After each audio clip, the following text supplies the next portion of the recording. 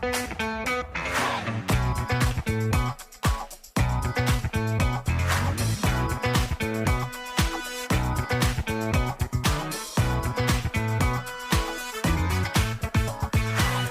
הבאים לפודקאסט ודיבורי קהילה, הפודקאסט על אנשים וקהילה. בכל פרק נפגוש דמות מעוררת השראה שתספר לנו על עצמה, ולא פחות חשוב, על עולם הקהילה. אני ענווה רצון, עובדת סוציאלית קהילתית, מומחית בפיתוח קהילתי וארגוני בסביבה משתנה, ואיתי דניאל אופק, מנהל מיזם קהילות למדות של קרן רש"י במשרד הפנים, והיום אנחנו מארחים את ענבל רון, ואנחנו ניתן לה להציג את עצמה, ואז קצת נדבר על מה הפרק. אז אני, כמו שאמרת, ענבל, ביומיום שלי מנכ"לית רשת דרור בתי חינוך, חברת תנועת דרור ישראל, מאז שאני זוכרת עצמי עוסקת בחינוך, הקמתי את קיבוץ המחנכים והמחנכות הראשון, אשבל בגליל. לאחותי קוראים אשבל, הייתה כאן בפרק. אז אשבל זה קיבוץ בגליל, הקיבוץ הראשון שהוקם על בסיס זה שיש חבורה של מחנכים ומחנכות שגדלו בתנועת הנוער העובד והלומד, ובעצם החלטנו בגיל 20 בתום השירות הצבאי שלנו להקים קיבוץ שהרעיון שלו שעומד מאחוריו זה לשנות את החברה הישראלית ולהיות מעורבים דרך מה שאנחנו יודעים לעשות הכי טוב, וזה חינוך. אז בגיל 23 מצאתי את עצמי כבר שותפה להקמת הפנימייה שלנו, חברת הנוער אשבל שקיימת לשמחתי הרב עד היום, ואחר כך עברתי למצפה רמון, להקים שם פנימייה נוספת, להיות שותפה לקיבוץ המחנכים העירוני שלנו, של התנועה שם. היום אני גרה בדרום תל אביב, בקריית שלום, וכמו שאמרתי, מנהלת את רשת דרור בתי חינוך, בתי הספר החברתיים, מפתחת הפדגוגיה החברתית. אז באנו היום לדבר באמת על ההקמה המהירה ביותר. ספידית. כן, של המערכות חינוך בעקבות השביעי באוקטובר, באזורים שבהם הגיעו המפונים, וגילוי נאות, אנחנו נפגשנו פעם ראשונה בים המלח, נכון. במצדה, ששם גם הקמתם שם בית ספר, והוא היה בניהול משותף עם עמותת ישרייד, שאני עובדת איתה. אז בואי ככה נתחיל מההתחלה, כן. נספר את הסיפור שלי לפחות. אז באמת ב7 באוקטובר, יום שבת, אני אחות של ליבי. ליבי היא חברת קיבוץ בארי, ויש לה 2 ילדים קטנים, גלי ודן, שאז הם היו בני 3 ו5, ובעצם אנחנו נמצאים בתופת משלנו, יחד עם כל מדינת ישראל, אבל באופן מאוד מאוד אישי. בגדול ליוויתי אותה כל היום כשהיה אפשר בוואטסאפים, איפה הצבא, הצבא לא מגיע, מה עושים. טירוף ממש, לא אכלתי, לא שתיתי, לא נשמתי, וכל הליווי שליוויתי אותה בטלפון בפינוי, וב3 לפנות בוקר היא כותבת לי, הגענו לים המלח, אם אפשר רק בבוקר, אם את יכולה לקנות מוצצים, והילדים יצאו, נמלטו רק עם גופיות, אין בגדים, אין כלום. אז כמובן שבאותו לילה לא ישנתי והתארגנתי, ובממש מוקדם בבוקר כבר נסעתי להביא לה את הדברים שהיא ביקשה, כולל הפעלה של חברות מכל הארץ שהגיעו עם הדברים שכולם צריכים, לשמחתי, ופגשתי את הקהילה של בארי. ומעבר להלם ולתופת שהם עברו ועוד לא יקלו, וגם אנחנו לא, בעצם ראיתי שהילדים הם ילדים, הם מתרוצצים, הם משחקים, הם הכל, וההורים לא מתפנים שנייה להקל את מה שעבר עליהם. ואחרי שהייתי איתם ככה 24 שעות במלון, אז בגלל שמה שאני עוסקת ביומיום שלי זה הקמת בתי ספר, גני ילדים, ברור לי שזה הדבר שצריך כדי רגע להתפנות ולנשום, אז שאלתי אותם אם הם היו רוצים עזרה בהקמת גני הילדים. ככה התכנסה ועדת חינוך אד-הוקית של הקיבוץ, ואמרו אריה תבל שהוא רכז החינוך של הקיבוץ. אמר כן, אבל רגע, הגננות לא פה, אמרתי לו, בסדר, אני אביא גננות.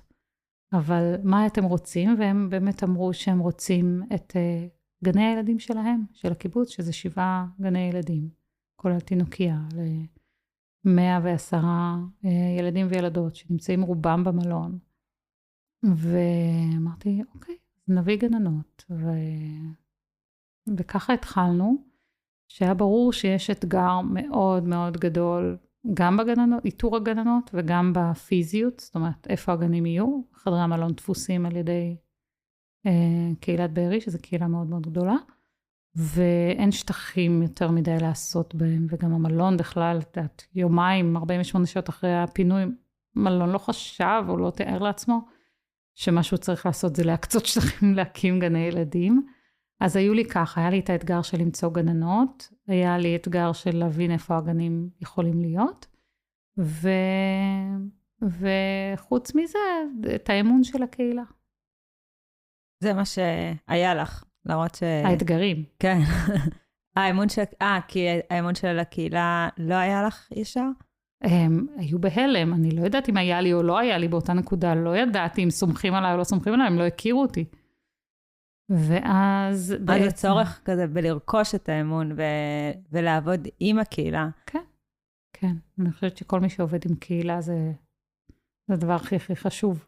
זה נקודת ההתחלה בכלל. ובעצם תוך 72 שעות הצלחתי גם לגייס את הכסף, גם להבין שנצטרך לעשות את הגנים באוהלים, מה שנקרא אוהלי 7. וגם הייתה הענות מטורפת להודעה ששלחתי באחת מקבוצות הוואטסאפ שאני חברה בהם, באמת קבוצה איכותית, יש לציין, אבל עם עשרות משתתפים, ותוך באמת 72 שעות העמדנו צוות של 14 גננות שהגיעו מכל הארץ. מה שהיה חשוב לי להגיד לגננות, א', שזה לא בהתנדבות, ו2, שהן באות לפחות לחודש. fast forward, רוב הגננות נשארו איתנו במשך עד עכשיו, 9 חודשים, ומשכורות שבהתחלה אני שילמתי מהכסף של העמותה שלנו, אז בעצם עברו לתשלום של משרד החינוך, שלקח איזה חודש עד שהוא התאפס והגיע, ובאמת לקח את האחריות על התשלום, אבל הדברים האלה היו חשובים לי בעיקר כדי להגיד, אנחנו עושים כאן משהו רציני. זה לא פינת משחקים, ההורים הולכים, זה מתנהג כמו גן ילדים, זה גן ילדים לכל דבר ועניין, זה אגב רכישת אמון, ואני אגיד שזה הדבר שייצב שם מאוד את האווירה במלון. אבל בעצם לא עבדתם רק עם בארי, נכון? אז באמת אחרי שעשינו את גני הילדים, גם לבארי וגם לסדרות שסיפרתי כאן, שבאמת הגיעו פניות, כי גם שם הילדים היו צריכים מקומות. אז היה מין סטארט-אפ, כי האוהלים שהבאנו התגלו כאפים ברוח, אבל בכל זאת מקום שהוא מחוץ למלון שאפשר לעשות בו, משהו פעילות חינוכית. ואז ראיתי את המצוקה המאוד מאוד גדולה של ההורים, סביב השוטטות של הילדים. בכל זאת, הם ילדים, כן? פה עברו טבח, ובאמת הדברים הכי נוראים, אבל הם ילדים. והם משתוללים, והם מעדיפים להיות ערים בלילה, ולישון ביום. ואז בעצם התחלנו בהקמת בתי הספר, שגם שוב להגיד, לא היו מורים, ומעט מאוד אנשי חינוך מהקהילה שיכלו להירתם לזה, גם לא היו במצב. אנחנו מדברים על טווח של כמה זמן אנחנו... 1.5 שבועיים אחרי ה-7 באוקטובר. הגנים קמו ממש שבוע אחרי. ובית הספר לקח לו עוד כמה ימים להתארגן, שגם שוב לגייס מורים, מורות מכל הארץ, לדאוג שיהיה להם איפה לישון, שיהיה מי שישלם להם על זה שהם מגיעים. אז לקח לנו עוד שבוע להתארגן על זה, ואז הקמנו בעצם 2 בתי ספר, שאחד היה לילדי בארי וחולית, בבית ספר שדה עין גדי. בבית ספר שדה באמת הפך להיות ממש בית ספר, שזה מקום מהמם ומלא השראה, שהוא ממש נמשך עד עכשיו. שבוע שעבר הייתה מסיבת הסיום המרגשת, בשבוע האחרון של יוני, ובית ספר ליבול, ליישוב יבול, שהיה בענה מצדה, ששם נפגשנו, שגם הם רצו בית ספר לילדים שלהם. וככה חלשנו על מערכת חינוך שלמה בים המלח, בתוך הבלגן של תחילת המלחמה. איפה היו הרשויות שם? איפה לאחת הקהילות שיש לנו במיזם שאני מוביל? זה קהילה למנהלי אגפי חינוך. ואני דווקא גם שמעתי אפילו שם על כל מיני שיתופי פעולה שהיו בין המועצה המקומית, המועצה האזורית לשדרות וכאלה, אבל איפה הם היו שם אל מול המקום הזה, והאם עבדתם איתם, או שזה היה מלמטה למעלה כזה, כמו שגראס רוץ כזה, שאתם עוזרים לו לקרות, או... אני חושבת שההלם היה כל כך גדול, ומערכות, נקרא לזה גדולות, כמו משרד החינוך, או כמו רשות אזורית, לא ידעו איך להקל את זה, הם אולי היו עסוקות רגע לארגן את הדברים, וכמו שאמרתי קודם, אז באמת ההלם היה יותר גדול של המוסדות, דווקא יותר מאורגנים ביום-יום, מה שאני הבנתי תוך ממש כמה שעות ששהיתי עם קיבוץ בארי, הבנתי שבלי מערכות חינוך, או בלי בהתחלה גני ילדים, אין סיכוי להם כקהילה, להקל את מה שהם עברו, ורגע לנשום את זה, ולהבין מה עבר עליהם, עוד לפני הפתרון החינוכי.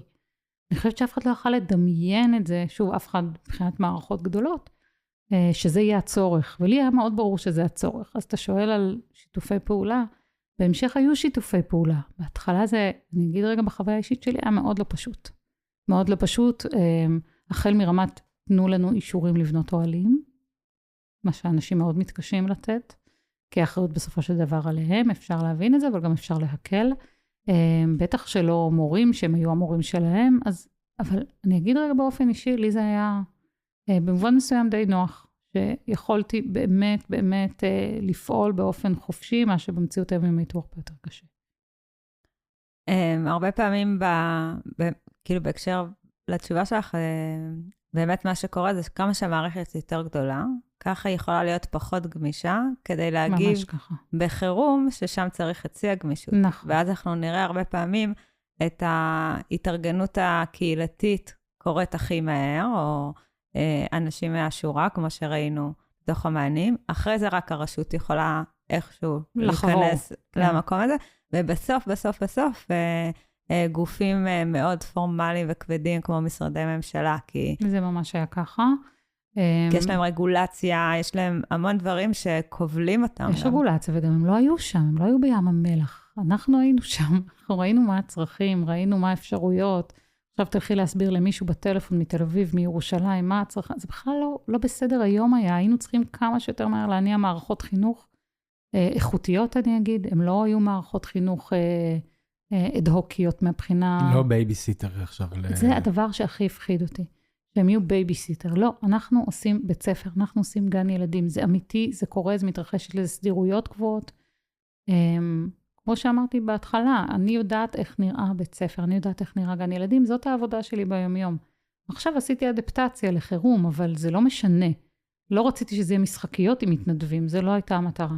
אני חייבת לתת אנקדוטה למה שאמרת, שאיך מישהו מתל אביב יכול להבין את מה שקורה בשטח. כשעבדתי בישראל, אז היה לנו תוכנית של DRR, Disaster Risk Reduction במקסיקו.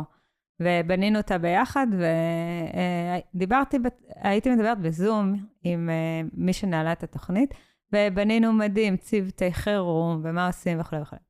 יום אחד מהימים נסעתי למקסיקו, כאילו לראות את התוכניות, ואני מגיעה לכאן בבתי ספר, פתאום אני קולטת שיש שם 2 מורים. כאילו, שהבית ספר בנוי מ2 מורים, וגם את הצורה שלו, ואמרתי, וואו, איזה מנותק זה, מהתוכנית שישבנו בישראל, ובנינו ביחד. כן. אז זה ממש אז שוב, אני מבחינתי עשיתי את מה שאני יודעת לעשות, את הבית ספר ברוח של פדגוגיה חברתית, שהילדים הם המרכז, שיש הרבה מאוד תכנים חברתיים שעוסקים בהם, גם בגן הילדים, גם בבית ספר יסודי, ובאמת ההכשרה הצוותית הייתה ongoing, אבל מאוד מאוד משמעותית, ובכל יום, זאת אומרת, הצוותים עברו גם עיבוד רגשי, של מה שהחוויות הקשות שהם עברו באותו יום, כי בהתחלה לא היה קל, הילדים באו באמת מטראומה, הם לא בכאילו, וגם את הבניית התכנים. אז ככה שליווי הצוות גם היה מאוד יומיומי. יש לי שאלה, כי הרבה הגיעו למלונות, והרבה שמעו צרכים כאלה ואחרים, או כאבים, ואז המשיכו הלאה. אני לא שואל למה נשארת שם, זה די ברור. אני שואל למה לדעתך דווקא הדבר הזה ספציפי הצליח? ואחר כך אני כן אשמח שתגידי גם, האם היו היבטים קהילתיים בדבר הזה, אפרופו שהבנו כבר שזה צמח מלמטה, שאפשרו את ההצלחה הזאת.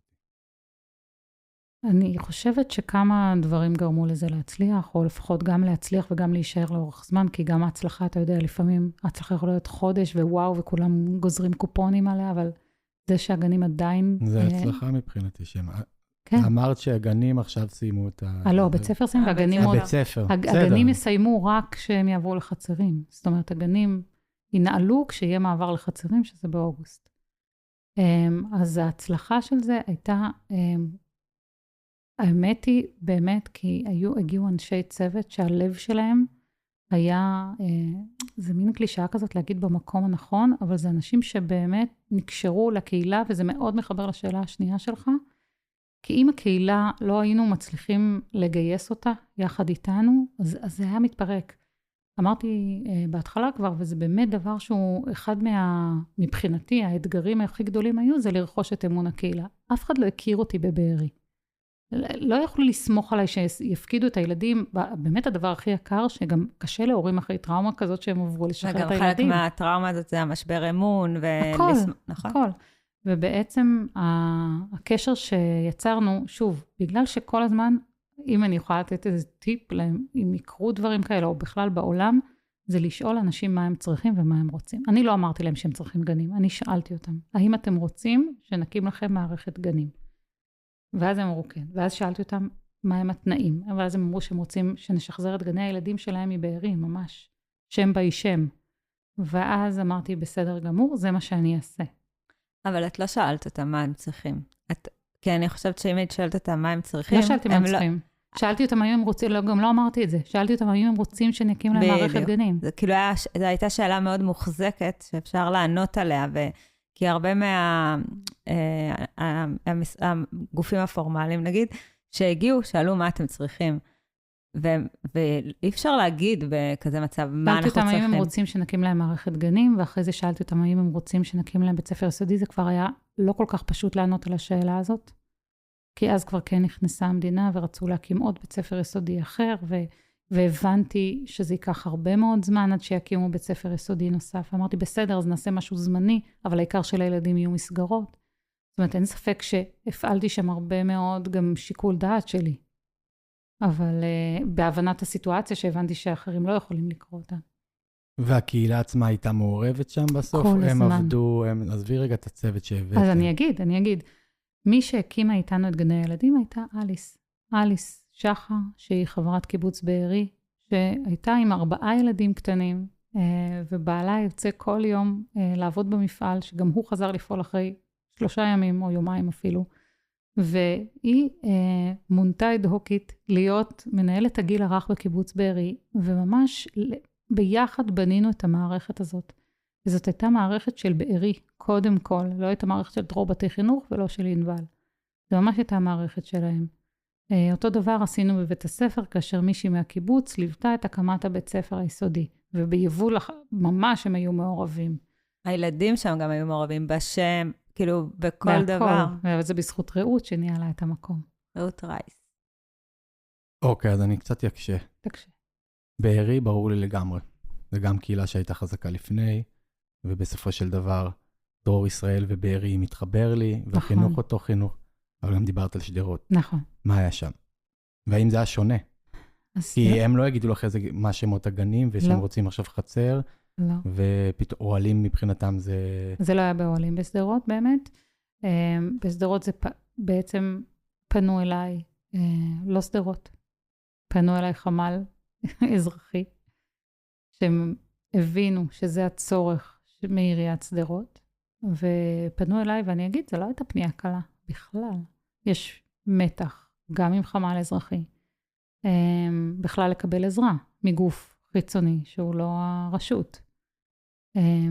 אבל אני חושבת שאחרי שבועיים כולם הבינו, אחרי שבוע וחצי הבינו את המצוקה, וגם יש פה תמונת מראה לא פשוטה, למה שלקיבוצים יהיה גנים ולסדרות לא יהיו גנים.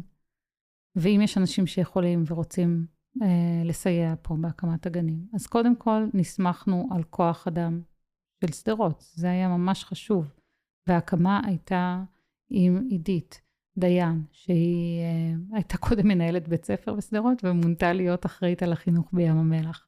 אז הכל היה בשיתוף פעולה איתם, כל הישיבת תכנון, היא הייתה בקשר עם המלונות, אי אפשר לעשות את זה בלי הקהילה, זאת אומרת, אפשר, אבל זה לא נכון, כי זה גם לא מחזיק, ואתה צריך את הקשר האישי עם האנשים, ואנשים מכירים וסומכים על מי שאיתם בקהילה. אני חושבת שזה הרבה יותר נכון, ואנחנו הבאנו את החוזק שלנו, ועוד קצת גננות, ועוד קצת סייעות, ואנשים שבאמת ידריכו את הצוותים, אבל זה נכון, מה שאתה אומר, ההתחלה הייתה ממקום של חשדנות. איך מייצרים את הרגישות והמודעות לטראומה? כי אני מתארת לעצמי שלא כל המורים והגננות והגננים מגיעים עם הידע או הכלים, וההתנהגות היא מאוד שונה, היכולת להכיל את זה. איך בונים מערכת מודעת טראומה? אני אגיד משהו הפוך רגע. בגלל שכולם היו אובר מודעים לטראומה, היה חשש שלא נצליח לייצר מערכת חינוך. אנחנו לא מטפלים, לא אני ולא הצוותים שלי, אנחנו לא מטפלים, אנחנו לא אנשי טיפול, אנחנו אנשי חינוך. כשאנשי חינוך מייצרים אובר מודעות לטראומה, בעצם הם מאבדים את האחיזה שלהם בכוחות הפנימיים שלהם, אפילו במובן של הכלים איתם הם באים. ודווקא ההנחיה הראשונית, יחד עם אנשי ישראל, הייתה שכל אחת תישען על מקורות הכוח שלה, על מה שהיא מביאה איתה, על מערכת הערכים שלה, על מה שהיא רגילה לעשות גננת או מורה, מה שאת רגילה לעשות, זה מה שתעשי. לאט לאט התפתחה המודעות לטראומה.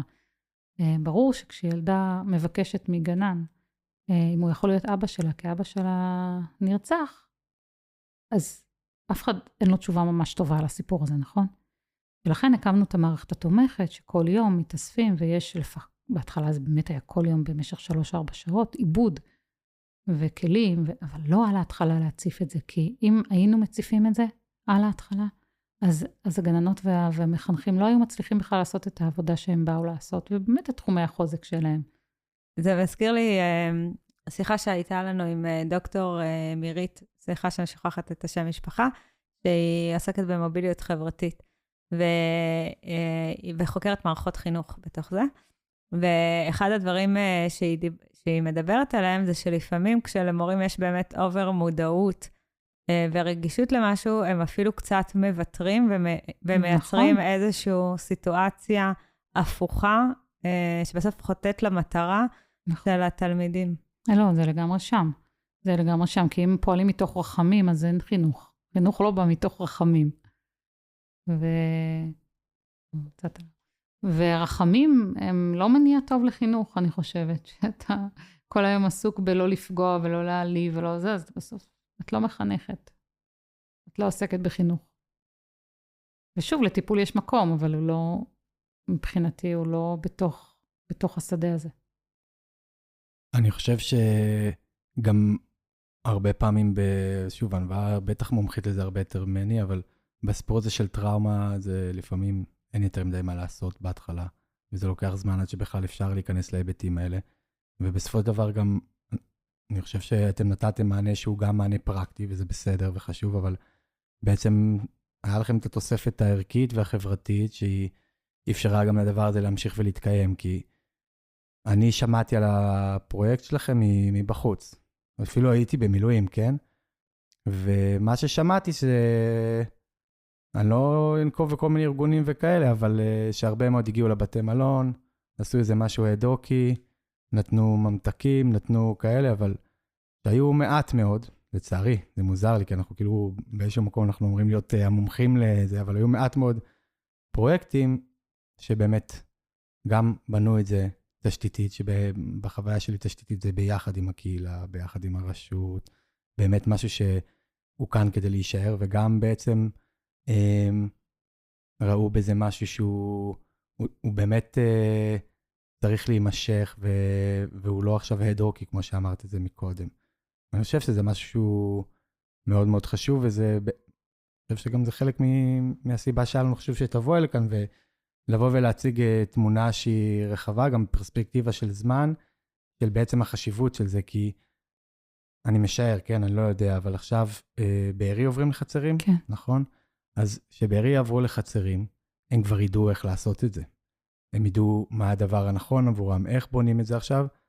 לא משנה, אני חושב שיקרה להם משהו דומה, אבל במצב חירום הבא, הם כבר ידעו להתארגן טוב יותר וכאלה, ואני חושב שגם, אם אני מסתכל קצת על המשימה שלכם, זה גם בעצם בחודש שנשאר נגיד, או משהו כזה, עד המעבר, זה גם בעצם לייצר את הידע שיש שם, כי כאילו בסוף אתם עדיין... אז אני אגיד אפילו יותר מזה.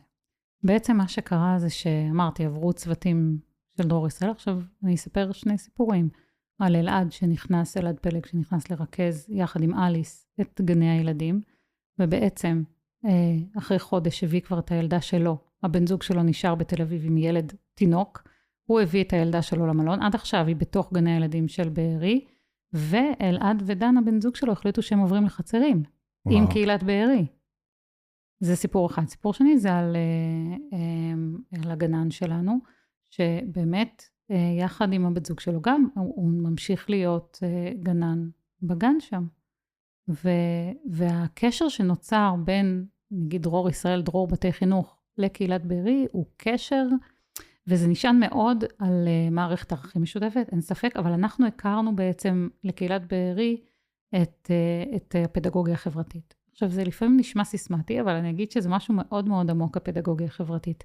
היא באמת מכירה קודם כל באדם, ובאדם, בילד, לא משנה, כמהות, כבסיס. ואז סביב זה נבנית מערכת גם ערכית, אבל גם של סדירויות. והיום הגנים של בארי, גני הילדים, הם ממש בנויים על בסיס הפדגוגיה, ואף גננת שם חוץ ממי שהזכרתי, שזה עידו הגנן ועוד 2-3 דמויות, הם לא מדרור בתי חינוך, הם לא מדרור ישראל, זה גננות שהגיעו מכל הארץ. וקהילת בארי ממש אימצה את הקודים האלה, וגם יודעת להגיד את זה, ויודעת לדבר את זה, שזה די מטורף שב9 חודשים נוצר קשר כזה. מבחינתי זה ממש לא הייתה המטרה, אבל זה, אין ספק שזה נותן הרבה מאוד יציבות, והרבה מאוד אפשרות, כמו שאמרת, עכשיו בחצרים, להתחיל לא מאפס.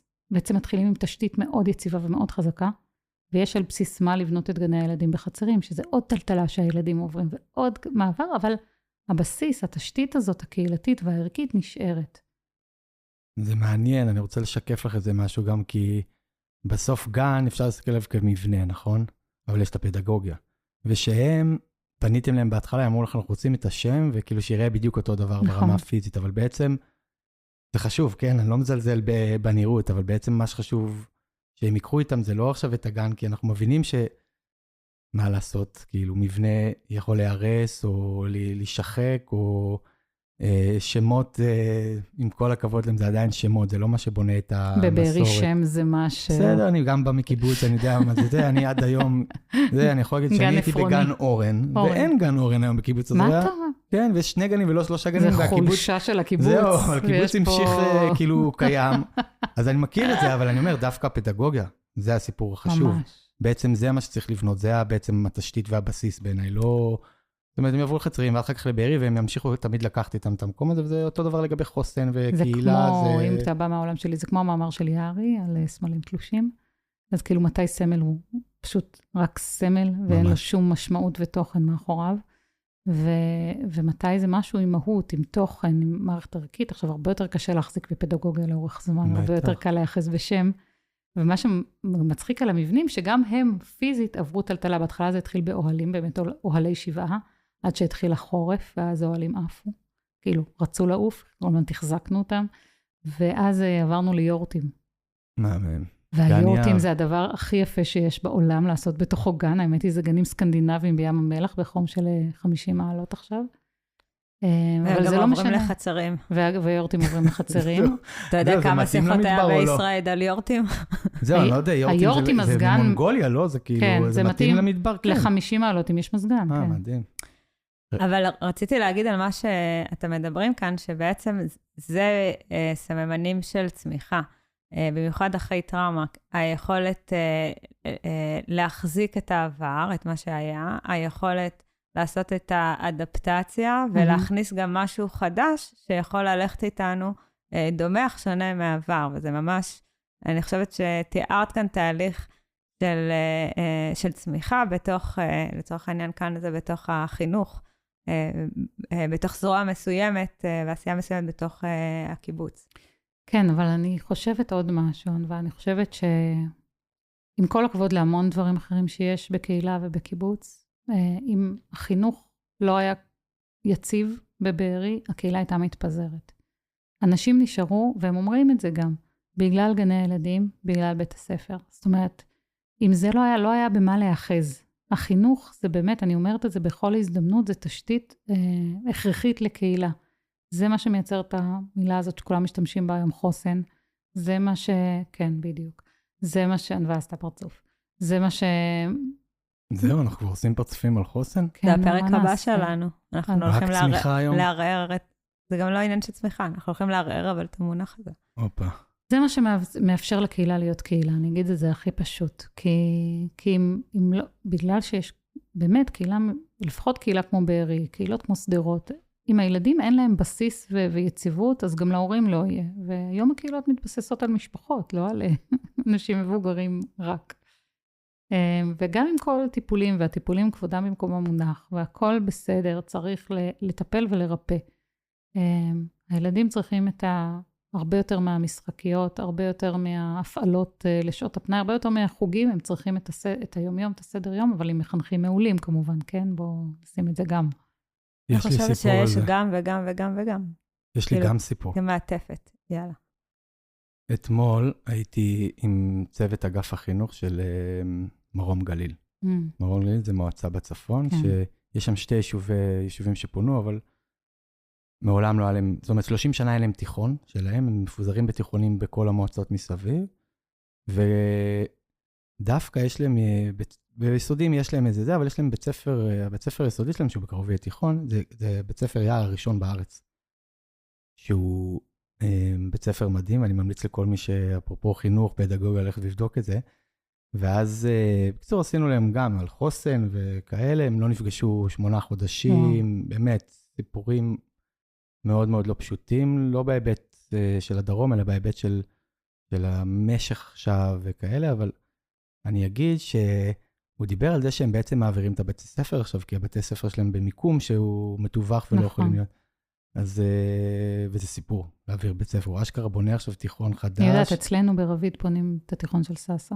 אז הנה, כן, הם בונים, בסדר, סאסה זה גליל עליון. אבל לא משנה, הם ממש בונים מחדש דברים. מרום גליל יש קצת פחות כסף, אבל אני מקווה שעכשיו כן יהיה, אבל הוא סיפר על הגן יער, כאילו על בית ספר יער. זה גן ובית ספר יער, ואז אמר שזה היה נורא פשוט להעביר אותם. דבר ראשון במלחמה עצמה הם ירדו לכנרת, כאילו זה, ועכשיו הם פשוט מעבירים אותם לאיזה, כי זה יער אחר. כמו שאמרת מקודם. זה הגמישות. זה לגמרי. ואני גם חושב שיש משהו, וראיתי את זה שהסתובבתי שם קצת, שיש משהו אפרופו צמיחה, טראומה וכל המקום שזה בסיפור הזה שכן לצאת מהכיתות קצת, לצאת מהמקום אפור. בסדר, זה חובה, את יודעת, שאנחנו שתי קיבוצניקים או אנשי חינוך בלתי פורמלי סטייל שמדברים, אבל בסוף אתה עכשיו נמצא בחוץ, והפעילות היא לא רק פעילות בתוך כיתה סגורה וכאלה, זה מה שבונה. זה אני חושבת שבכל מקרה צריך, מערכת החינוך הייתה אמורה, כולם חשבו שאחרי... אני מקווה שעכשיו יבינו. לא, אמרו את זה אחרי הקורונה ואף אחד לא הבין, וחזרו בדיוק לאותו מקום, לצערי. לאותם כיתות וזה, אז בסדר, אז שיבואו גם כאילו לראות אצלכם את זה. בטח. אני חושב שזה חשוב. ולא יודע, אם בסאסה שבונים עכשיו, אז שלא יבנו רק... זה לא תלוי בי.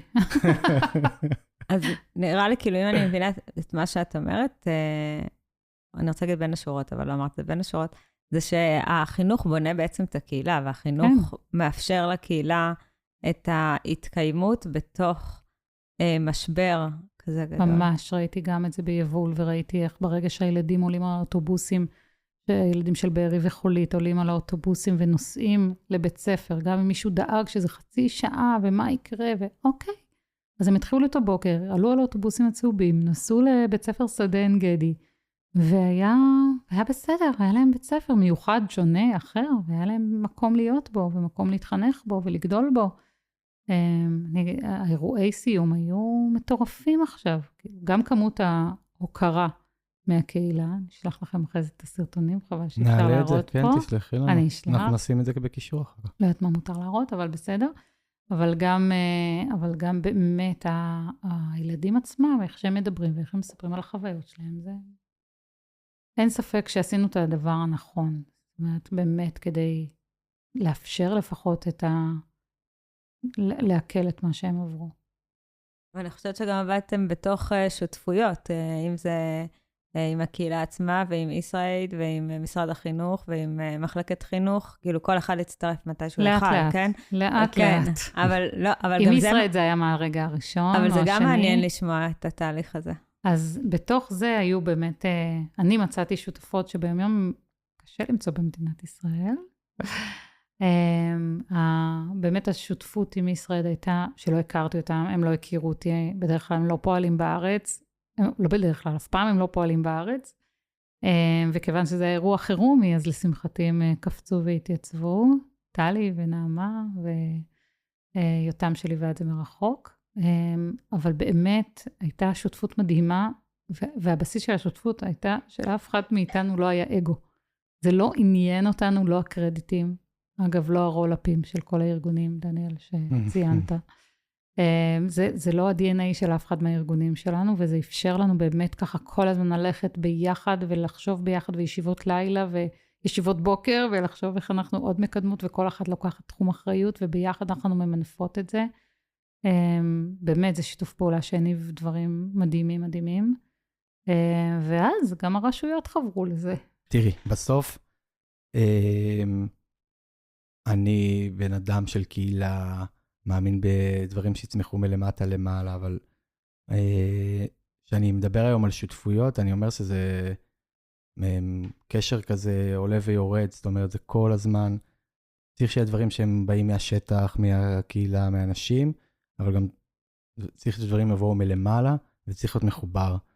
זה יכול להיות שלבים מסוימים, זה יכול להיות זה, אבל אי אפשר שכל אחד, זאת אומרת, שהקהילה תעבוד בפריזמה מסוימת, והרשויות יעבדו בפריזמה אחרת, וכן, לא פשוט לעבוד עם רשויות, זה העבודה שלי, אבל אני חושב שבסוף, כאילו בואי אפילו ניקח את דרור ישראל, אני יכול להיות רגע הזה? כן. אתם באים, ולא תמיד אתם תהיו שם, והרשות היא תמיד שם, זאת אומרת, רשות זה דבר שנשאר, ובעירי המנהיגות שם, הפורמלית זה משהו שנשאר וכאלה, ואני חושב שנורא חשוב שבסוף, הם כן ידעו להחזיק את הדבר הזה. זה בטוח, רק אני אגיד משהו, אני אתן דוגמה של משרד החינוך, שבאמת זה משרד מאוד גדול. אני דיברתי על רשויות, עכשיו מביאה את משרד החינוך, אבל בסדר. ואני אגיד לך גם למה. כי אני הבנתי, וגם אמרתי את זה, שאני יכולה לשאת את המשכורות עד טווח מסוים של הגננות. זאת אומרת, לא הסכמתי שאף אחד, כמו שאמרתי בהתחלה, המחויבות שלי היה להביא אנשים ולשלם להם כסף, לא מתנדבים מהדקה הראשונה, לא מתנדבים. מתנדבים זה משהו הראי, זמני, הולך, בא, כן, לא. ואמרתי, אני אוציא כמה שאני צריכה להוציא, אני בסדר, אני גם מנכ"לית של ארגון, מאוד לשמחתי מבוסס, ואני יכולה להרשות לעצמי להוציא כסף. יש גבול, לא הייתי עומדת ב9 חודשים של שלם משכורות למאות או עשרות מורות וגננות, ברור שאני צריכה את המדינה. המדינה באה עם רגולציה, המדינה באה עם פיקוח, המדינה באה עם דברים שאני גם לא אוהבת. בסדר, צריך, כמו שאתה אומר, ללמוד לעבוד ביחד. אבל שיפריעו קצת פחות. בדיוק. יש רגעים שהתפקיד של הרגולטור או המשרד הוא לא להפריע. כאילו זה התפקיד ושם השותפות, אני חושבת. עבדתי עם משרד הפנים, אני יכול להגיד את שמו, כי הוא עוזב עכשיו, נתנאל רובינשטיין, הוא כל הזמן אומר לי, אני תפקידי לא להפריע. נכון. אמרתי לו, אתה הרגולטור הכי טוב שאני מכיר בעולם. אגב, גם שר הפנים עובד באותה שיטה. שר הפנים או שר הפנים היום? כן. אז אני אומרת, הרשויות במקרה שלנו לא כל כך היו, כי השאלה מה זה הרשות. אשכול התפזרה לכל עבר, הרי, נכון? הרשות של בארי, יבול וחולית פוזרה. לא היה רשות בסיפור, אז פחות עבדנו מול הרשות. ומועצה אזורית תמר, שלא ידע כל כך בהתחלה איך להקל אותנו בתוך הסיפור, היא לא הכירה גם. פתאום צנחנו, פתאום צנחו עליה אלפי אנשים, זה טירוף, כן. זה טירוף.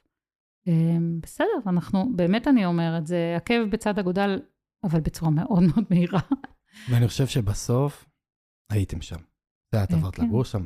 אם אני מבין נכון. כן, במלון. הצוות וזה פשוט עברו לגור שם. ממש. ופשוט הפכתם להיות חלק מהקהילה, כאילו להיות. אתה לא יכול, אי אפשר לברוח מזה. אני אגיד שבאופן אישי, למרות שזה אחותי שם והכל, אני לא רציתי להיות חלק מהקהילה במובן האורגני. כן, בסדר, אבל אתה... כי אני לא. כי נכון. בדיוק מה שאתה אומר, אני לא אהיה שם מחר. אני לא אעבור איתם לחצרים. אגב, בניגוד לעידו הגנן ולאלעד, שיעברו לגור איתם, ואז מבחינתי סבבה, תהיו חלק, תתערבבו, תעשו מה שאתם מבינים שאתם יכולים לעשות. אני לא רציתי להיות במקום הזה. אבל כן לגור, כן לחוות, זה המשמעותי בטירוף. זה תקופה. טוב, נראה לי כזה, אנחנו... מישהו מתעד את זה, אבל? זה השאלה הכי אנחנו חשובה. בפודקאסט. אנחנו כתבנו ספר מדהים שאני אעביר לכם אותו. הופה, אנחנו אוהבים את השימור ידע.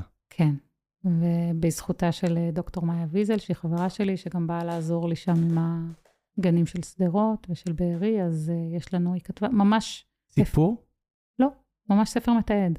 אוקיי, ספר מתעד זה כאילו מחקר או... לא מחקר. סיפור כאילו כזה מחקר חילוץ נרטיבי. ידע. חילוץ ידע, מדהים. מהמם. חילוץ ידע. לא, כי בסדר, אני וענווה אתה צריך לראות, זה נורא יפה, אולי נשלח לכם אותו. כן, את כן. תשלחי ואנחנו נפיץ, זה הקטע שלנו. טוב, תגידו לי את ה... פשוט... לא, יש גם אותו באלקטרוני, אבל יש אותו גם בהארד קופי. אז זה בכלל, אם צריך נקנה, ענווה תשלם עלינו. אני כבר שילמתי, זה בסדר. סבבה. אז וגם את הדיגיטלי, כי אז אנחנו נפיץ את זה. כן, זה יכול להיות חלק בטלגרם שלנו וגם בפודקאסט שלנו.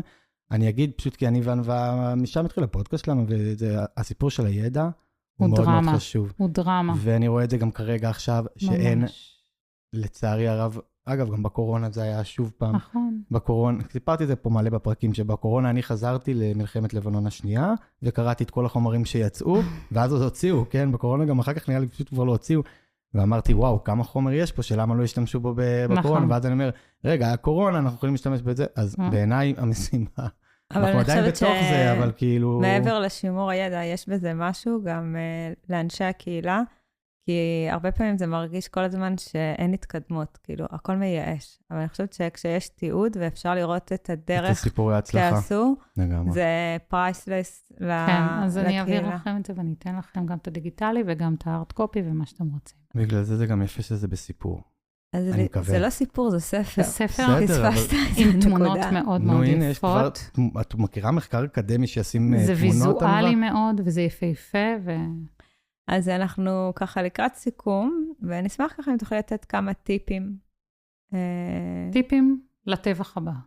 כן. אני בדיוק גם חשבתי את זה, כאילו... מה טיפים? אנחנו בעצם כל פרק שלנו אנחנו מסיימים בטיפים, וגם את אמרת על זה, ואז אמרתי, רגע, הטיפים למה? חשבתי על זה, אז בואי נראה אם זה, אבל אני חשבתי כאילו...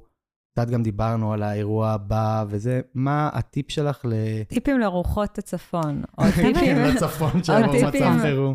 או טיפים להקמת מערכת חינוך במצב כאוטי. ובכלל. האמת שזה נכון, זה מיקרו... רגע, אז אני אספר שנייה סיפור קטן, תכניסו אותו, תכניסו לו. סיפור הצלחה. אני רק סיפורי הצלחה, אלה הם חיי. מלא סיפורי הצלחה. אז בערך פעם בשנה יצא לי, אני 7 שנים מנכ"לית הרשת, ופעם בשנה אני מקימה בית ספר. כל פעם אני אומרת, זה הדבר הכי קשה שעשיתי, זה הדבר הכי קשה שעשיתי. אני לא אעשה את זה שוב פעם כזה. לא, זה לא מה שאני אומרת. אוקיי, לא נשברת, יפה. והבית ספר האחרון שהקמתי היה בעצם בספטמבר, שנה, והוא היה בית ספר, הוא עדיין, בית ספר בפזורה הבדואית, באבו קרינת, והיה לי שם מאבק מטורף מול מכרז, מול זוועות, באמת, כאילו היה הדבר הכי קשה שעשיתי. ואז בא 7 באוקטובר. עכשיו, אני יודעת להקים בית ספר, ואני יכולה לתת את הטיפים להקמת מערכת חינוך, הקמת בית ספר, אני יודעת מה השלבים, אני יודעת מה צריך לעשות, באמת אני יודעת, הכל אצלי בראש, הכל מובנה, הכל, בגלל זה גם היה לי כאילו יחסית קל לעשות את הדבר הזה, אז אני אגיד, הקמת בית ספר או הקמת מערכת חינוך זהה גם מבחינתי, גם בשגרה וגם בחירום. שהדבר שהכי הכי חשוב בסופו של דבר או בתחילתו של דבר, זה מה שציינתי, האתגרים שהיה. זה הסיפור הזה של אנשי החינוך, מי הם, איזה הכשרה עושים להם. והיום אני יכולה להגיד שהפדגוגיה החברתית היא הדבר שנוגע בכולם. זה לא משנה מאיפה באו אנשי, לא הכרתי הרי את הגננות ואת המורות שהגיעו, לא הכרנו אותם. והתכנים האלה וההבניה שלהם נגעה לכולם, באמת נגעה לכולם, גם אם הייתה קודם אנתרופוסופית הגננת, וגם אם הייתה קודם גננת של עירייה, גן עירייה בתל אביב או בסדרות. אז אני אגיד, זה הדבר, אם יש לי משהו להגיד, זה נשות ואנשי החינוך, ההכשרת צוות, לראות אותם, וזה כבר יביא את הכל.